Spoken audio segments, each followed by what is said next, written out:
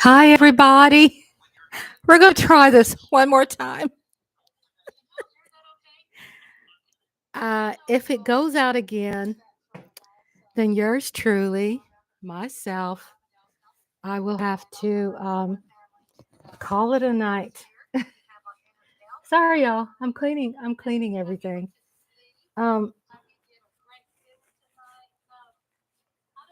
I don't know why the internet is keep going out. So just I think it's suspect. Because I've had things to go down before, but not like this. It's kind of strange. But again, when we go live, um, that we just put everything into. Hi, Asia. I keep coming back because I don't like just leaving like that. And it's not like I have any control. I really don't have any control because the internet just disconnects me, and I have good internet here. But something's going on. So if this happens again, then I came back to say, um, I'll just call it a night and then start over tomorrow. But I'm determined. I don't know what's wrong. I don't know if you can actually hear me. YouTube got some problems. Yeah. So it's not just me. It's other people are having those issues too. Thanks for coming back, Mike.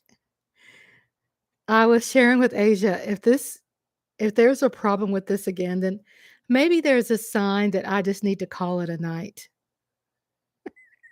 Maybe just gotta call it a night, Rhonda. I just felt that I don't like to feel that I'm abandoned somebody, because I know that Asia has shared some feelings about some things, and also Najalista was trying to help Daydream, so I didn't just want to leave this room without. Hey, Najalista, there you go. Hi, baby. Thank you for coming back. I don't know what's happened. Like Mike Aldana said, that YouTube has problems. And if I speak too close to the mic, let me know, because I need to practice not doing that. I'm doing the dishes. Yay, she's doing the dishes. I'm so glad you reached out to Daydream, and I know how she feels too when it comes to not wanting to call or ask for help.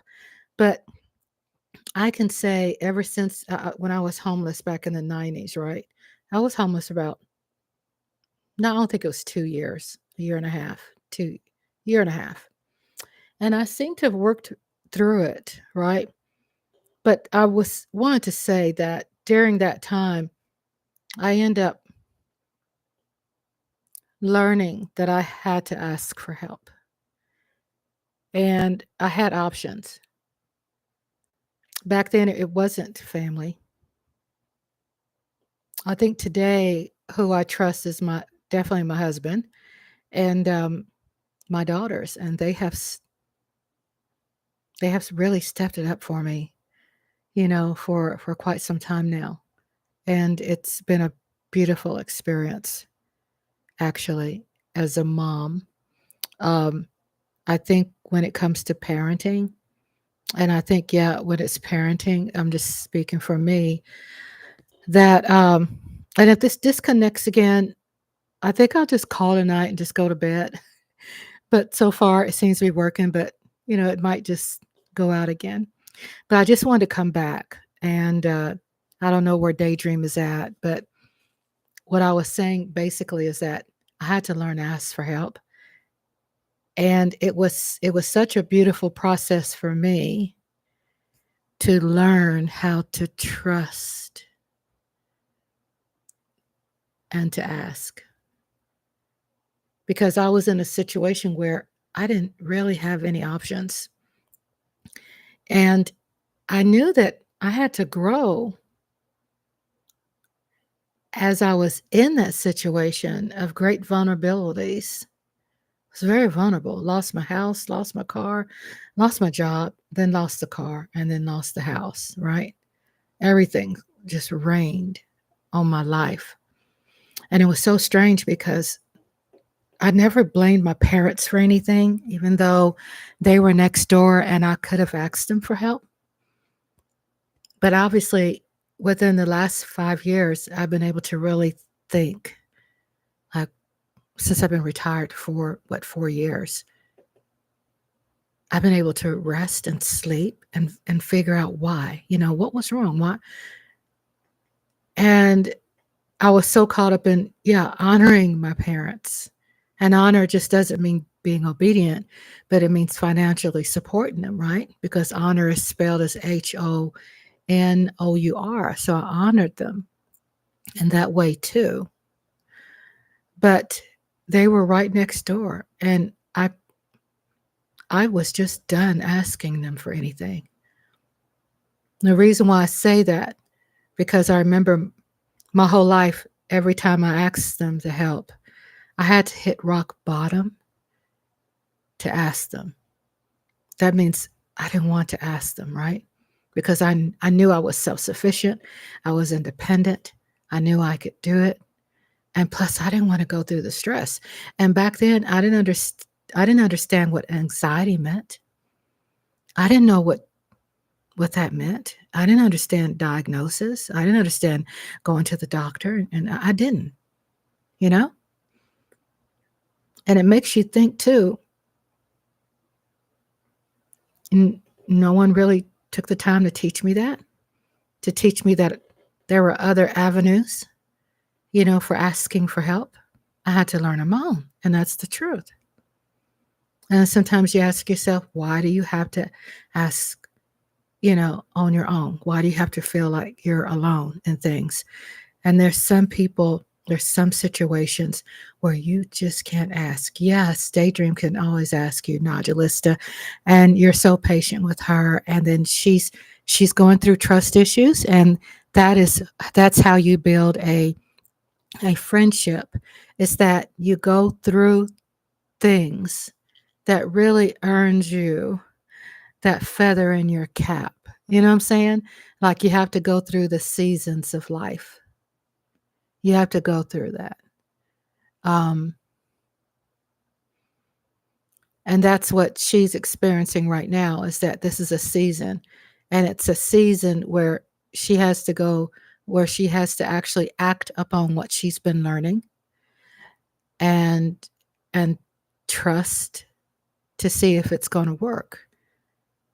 And with her hearing you tell her that, oh, you can call me, you can lean on me, you can call me, even if you think I'm busy, I'm still here for you. And that's just something that I believe all of us good human beings, go through. It's not just natural for everybody just to jump right in it and trust it. It took me a long time. So when I was homeless, I had nuns to help me. I had nuns. That's the first time I ever had experience with nuns. Prayed with me, for me. It was so interesting because they weren't dressed in that attire that we've seen on TV, right? She was so beautiful. And I think that could be another live that I would love to do one day, to share with you all my experience, but also to elaborate with people, letting you know that we all cry. We all go through that. If we don't cry, then, all of us are wired differently. But I think a good cry is very healthy. I think it's very healthy. But it sure feels better when you can cry while a friend is close, while you have someone that can help you through those tears, and that can make you laugh. I think that's important, having someone close. And a shout out to Asia and Mike Aldana and Nodulista. Thank you all so much for being here. Appreciate it. And I see some extra people sitting in the cut. Come on in. I'm not going to bite you unless you want me to. So if my internet gives me problems again, then what I'll do is call it a night. And go to sleep because sometimes things are telling you, like, maybe you just need to go take a break. And I believe in that too. So shout out to you all for you all sitting in the cut. If you don't know who I am, I'm Rhonda. I'm with Rhonda's Lovely Sparks. So glad to see everyone here. I do see people sitting in the cut. I don't bite, like I said. Um, I could say to myself that I feel like I'm one of the nicest people that you could ever meet. Um, I'm colorblind. My I've really had fun with picking um, my thumbnail, and it's actually Mothra. If you check it out, Mothra is a character that was featured on the movie Godzilla. Uh-huh. And I named my cat Mothra because she's all that in a bag of chips. She's right here. Mothra's right here, and so that's Mothra. That is the character. On Godzilla. And let me read to you what Mothra means, and then we can get into what you all can chat about, of course. I mean, you all could talk and chat, and, I've always invited you all with a warm invite to let you know, yeah. And I wanted to shout out to Mike Aldana for my brother, who I love. I can say that. I can say there are people that all came into the chat room before my chat room went dark. And dark means it just shut down. I'm not paranoid, not thinking anybody's interfering with it. It's just, I think things just happen. So I won't go there. But I'm going to put on here, what does Mothra mean? Because that's the picture. It's Mothra, the character on Godzilla. It says, let me check on my chat, make sure I'm not missing anybody chatting with me. Okay. Mothra is a fictional character. It's a fictional monster. Or kaiju, that first appeared in the 1961 film Mothra, produced by Toho Studios. She is typically portrayed as a colossal sentiment. I like this. I just got caught up in that, just drifted away for a minute. She is typically portrayed as a colossal sentiment larva caterpillar, or imago, means adult moth, often accompanied by two miniature fairies who speak on her behalf. Unlike many other kaiju, Mothra is generally depicted as a heroic character, protecting her island, culture, the earth, and Japan. In the MonsterVerse, Mothra is known as a Titanus Mothra and is portrayed as a giant lepidopterian titan. She has a symbiotic relationship with Godzilla and has appeared in several films, including Godzilla, King of the Monsters, and Godzilla versus Kong, The New Empire. Mothra's design is influenced by silkworms and giant silkworms, and she is often depicted hatching offspring when approaching death and whatever symbolizing rebirth.